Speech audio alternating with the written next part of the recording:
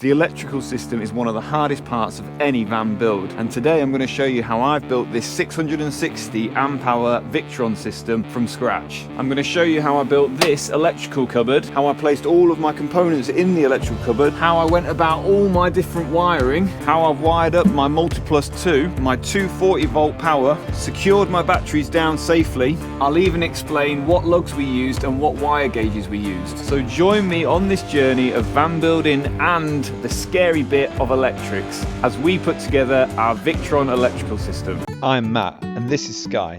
Together with Ginny and Little Man, we are going to build the ultimate adventure van and travel the world. If you're new to the channel, why not subscribe and join us on this epic new adventure? This is A Buck Life.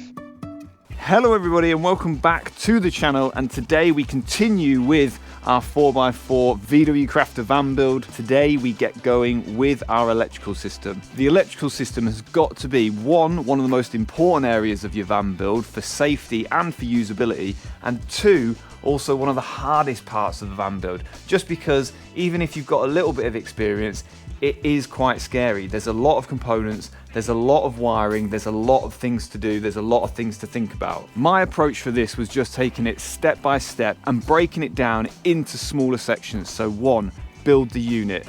2, lay the components out. 3, start wiring up everything I can do out of the van. And then 4, finally wire it up in the van and start testing it. We've just started unboxing it. We have got the Multiplus 2, which is a lot bigger than I thought it was going to be. It's actually massive. We have got not one but two 330 amp hours of battery. So internal plan is electrical cupboard this side, bike tray in the middle, water tank, diesel heater and boiler running parallel here. This is our maximum space that we've got, about 35 centimeters wide to build that cupboard in there. So that is the plan for the garage space. Now I'm going to mock up in the workshop where the components are going to go, and then I can knock together the electrical cupboard for the Victron system. The plan is, on my bench, I'm going to lay out the area which is going. This is the back panel that I'm suede and put in, and then I've marked out in red the area that we have got to play with room wise to mount this in a cupboard. What we're going to do is we're going to lay it all out on there and then try and work out the best orientation that we can lay the components out for ease of wiring and also to fit in as thinnest and tightest space as possible.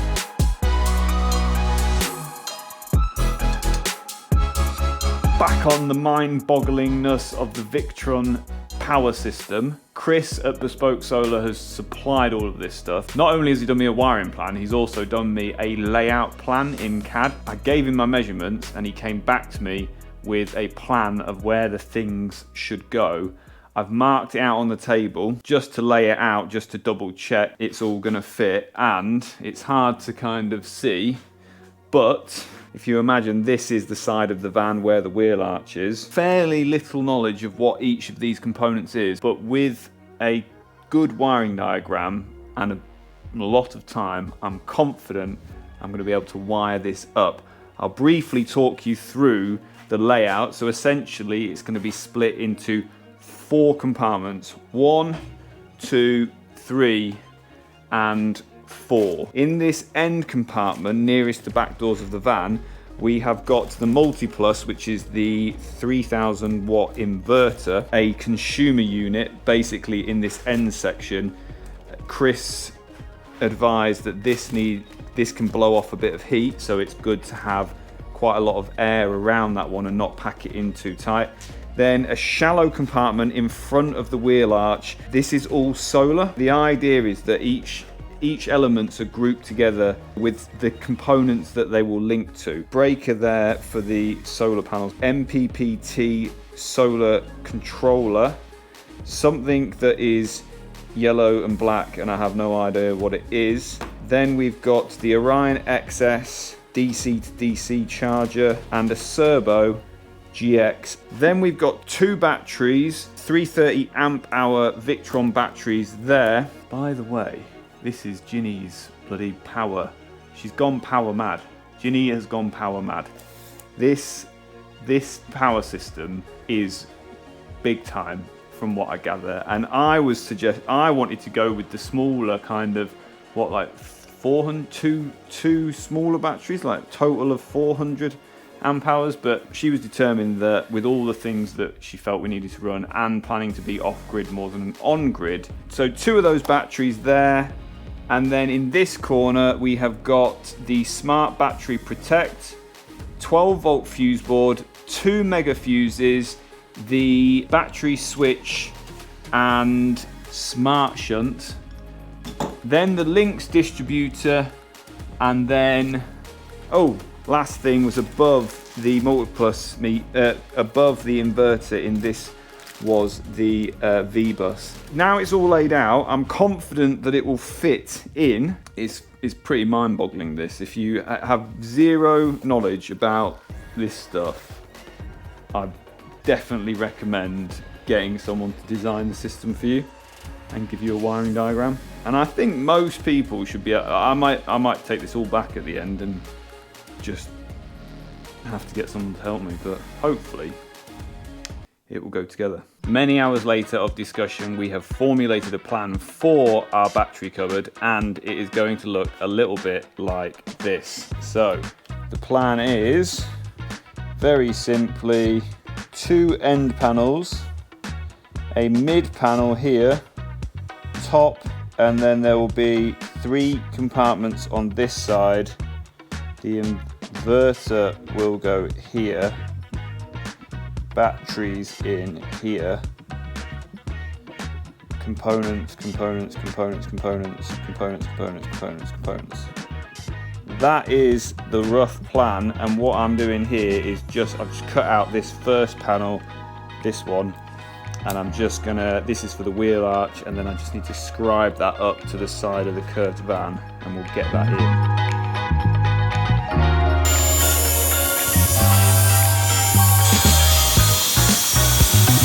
1, 2, 3. These are the first 2. I'm going to get the battery shelf in next. I'm just trying to calculate how high I want this bottom section.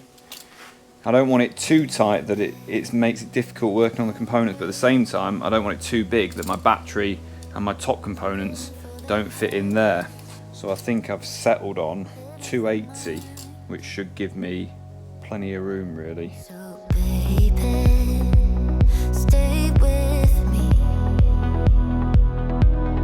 Living for the highlights, living for our dreams.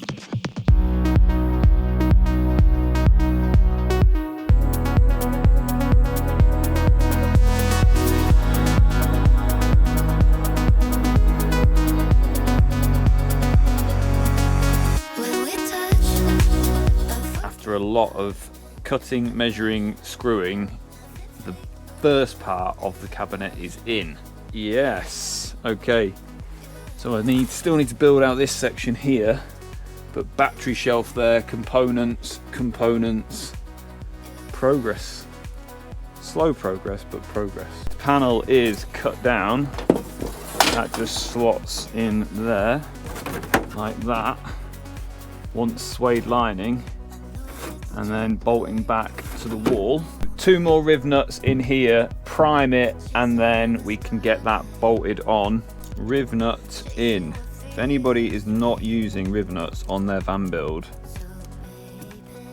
they are just a game changer. Don't screw into your van walls because you'll just make loads of points where it can rust.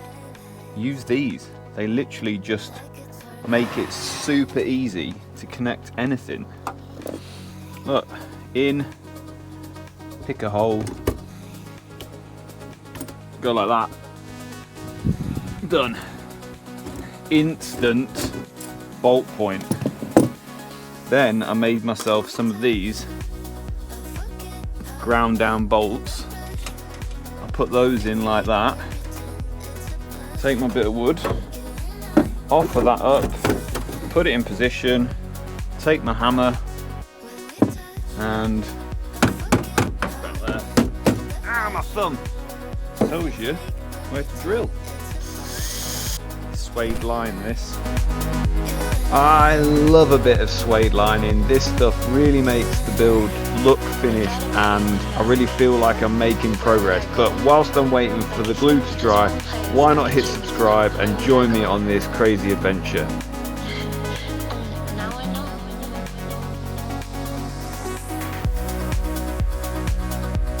And it's done. Let me take this off, have a little cheeky look at it. What I would say is it's very forgiving, the suede stuff, and I like, as long as your panels cut reasonably well, seems to do a good job of it. Stuffing a bit of insulation in this end bit. I'm not going to put it in here because I still need to run wires and things around there, but I know on this one should be okay to get that insulation in. Oh, I cannot get this bolt in for some reason. It does not want to go. Should have just drilled that hole slightly bigger. There we go. That is looking good, isn't it? It's smart, that. I'm enjoying the suede stuff. Makes it look finished and feel tidy. Not enjoying is cutting all these panels because they just take an age. But that, the last panel, just trying to mark out where I need to profile that around these various fixings.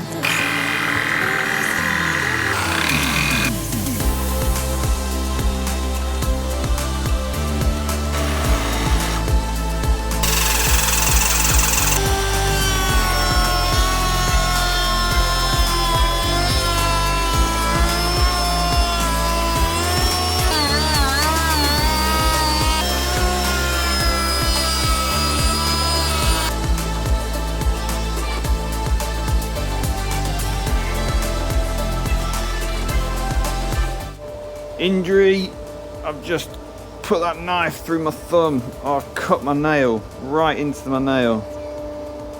Ow. Right, I'm back. Stop being a fanny now. Little man has provided me with a dinosaur plaster, so we're all good to go. That hurt though. Right, back on with these. What I was just doing was T-trimming these edges, which was really awkward to cut that off, which is why I bloody cut myself. I just failed filming that, annoying, but it's in. Ginny helped me. She's not. And the bump helped. Top on, and then we can start wiring up, putting components in and stuff like that. Pretty pleased with that. Look at this. Super cool. Yeah, nice. And look at this. Schmad. How fancy is that? Bob on that, innit? I've just put this bed support back in just to check the top will fit. So we'll just put that in there. Oh, Ginny's doing some insulating but not vibing the camera. Tell us what you're doing. You just said what I'm doing. What I'm doing is I'm putting this recycled plastic insulation wall, whatever it's called. Yeah, saving it from landfill. Saving it from landfill. Doing your bit for the environment. Doing our bit for the environment. Wearing the face mask because you're preggo. Yeah, and I keep taking it off. Yeah. But that's so I can speak. Wearing the face mask because I'm pregnant. Insulating the door. That's what I'm doing. Stuffing it up there. I'm trying to, but then it's compressing the air. We're debating How compressed should the air be? Yeah, how much should you ram it up there? Yeah, how much should you ram in there? A new level of rivnutting has been achieved. I've rivnutted a load of these across the top of here because I need to bolt the battery cabinet into there. The batteries weigh like 20 something kilograms each, which is huge. So they need to be fully secured. My battery guy recommended 5 bolts into the van. I've done 6. I actually did a load more, but I think where components are gonna lie, I've done 6 across here. But I've glued these screws onto these longer bolts, and now I'm gonna put that against there, hit it with a hammer, and that should tell me where I need to screw. Ah, beautiful. Just gonna drill these through with the pilot.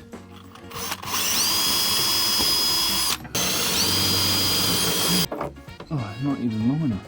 The bolts don't fit. I've ordered some from Accu, which is a really good new, I don't know if it's new, but website. You can literally get any bolt in any shape, size. Yeah, I'm gonna crack on with the top now, get that on, and we can start placing some components finally.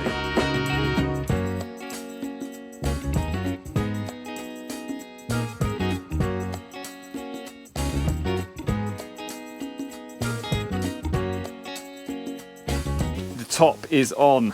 Prepare to I'm so proud of this because I've never built a camper van before. I've never built anything like this before.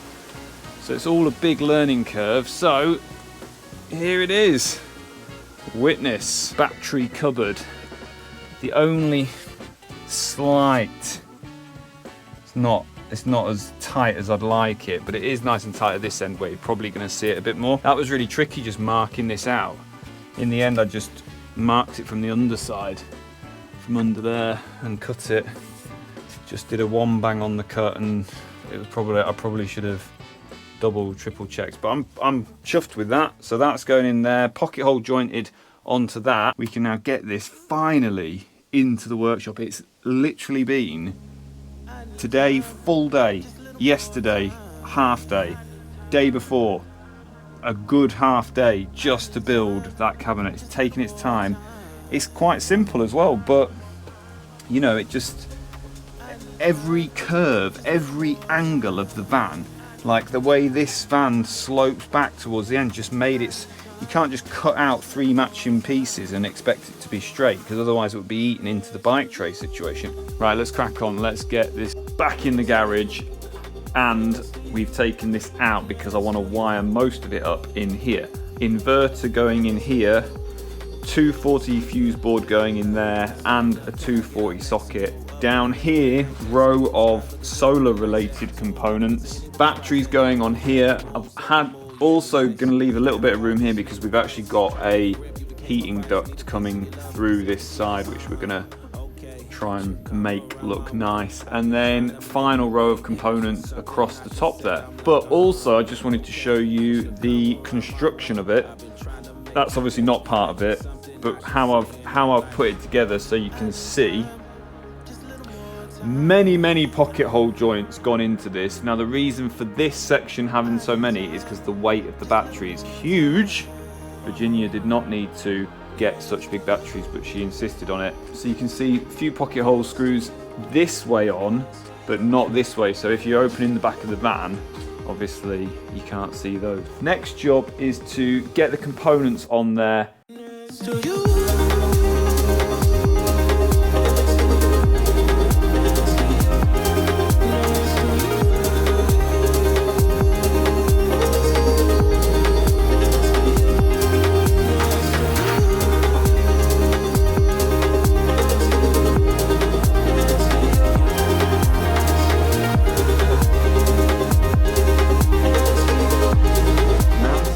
Vertically was actually really difficult.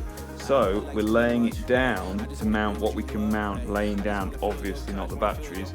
And then what we're using from the guidance from Chris from Bespoke Solar is to space it out with various bits of 18mm plywood, not Snickers.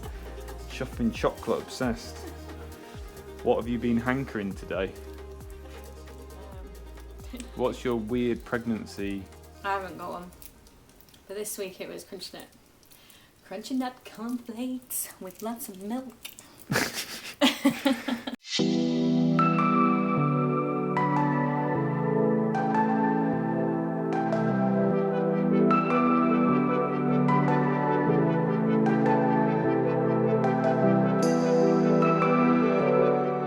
First row is in, looking pretty organised. Next we're going to throw the batteries in, mark the height of them, lay it back down, and then we'll be able to put those components across the top in. 330 amp hours of power per battery.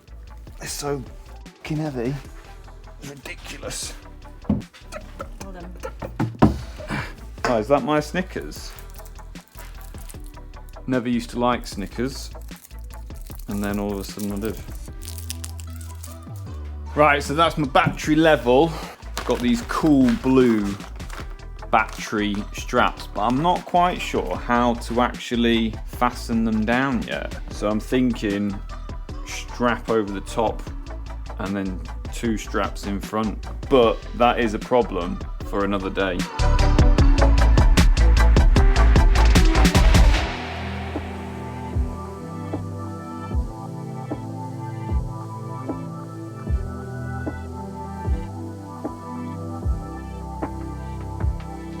One thing I would change here is not mounting the mega fuses at this point. I'd leave them loose just because of the awkwardness of the wiring.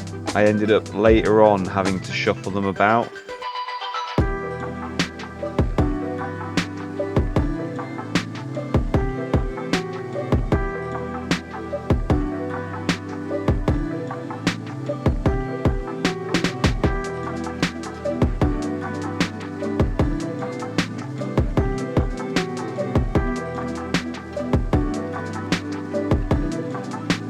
All components on the left-hand cupboard have now been mounted. I'll just give you a quick walkthrough. I am suffering with a severe case of man flu, but I'm battling through it. Ginny also has lady flu, but seems to be absolutely fine. Lady. I don't get why you sing everything. It's so weird. Conduit along the bottom. All of this is solar related. So you've got the Serbo, the Orion XS, some form of wire connector, the MPPT smart controller, isolator for solar panels. In the top section, this is all kind of battery related. So we've got 12 volt fuse board, smart battery protector, 2 mega fuses, an isolator, the battery shunt, and the links distributor. I'm going to mount here the inverter and the 240 stuff on this side. Say your valuable things, woman.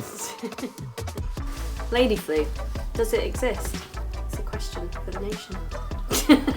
Yeah, no. The women don't get it. They don't get lady flu.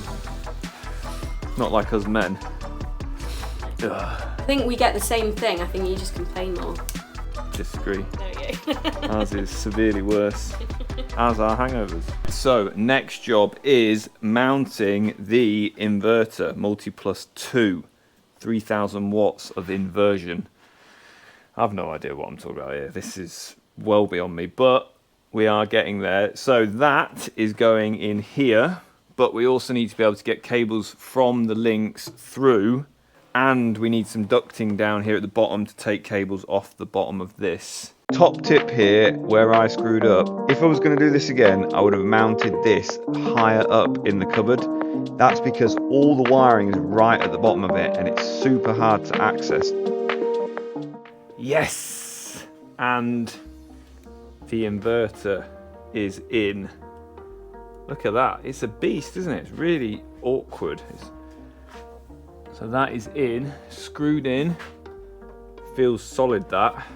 Had a bit of trouble because the screws they supplied are super long. Only got 15 mils to play with. So I just had to grind down some thick, choddy screws. Another little job I just need to do, because this won't come apart again, is this supporting piece of wood here.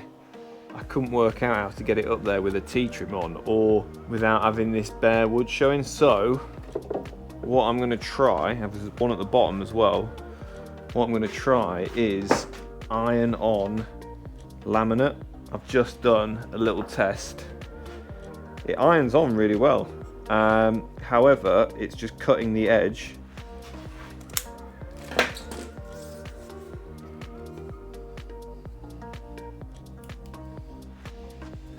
Oh, I'm right chuffed with that. A little bit of sanding. That doesn't look too bad, does it? That doesn't look that. Looks neat. Oh, it's only hidden away, isn't it? But I'm really. I've got. It's time consuming though. That's taking me about half an hour. They are in. 1, 2. Okay, so new day, new haircut. Inverter, V-bus, and the 240 fuse board and isolator are all in. All of the ducting or conduit is now pretty much in. this now really is wiring time, but I'm pretty pleased with how it looks. Aesthetically, I think it looks bang on, and layout wise it's pretty much as Chris recommended. There was a few alterations, but apart from that, I kind of feel like I need to start getting wires in there now, just to see if I need to make any additional changes. Right guys, that brings us to the end of the first part of the Victron build.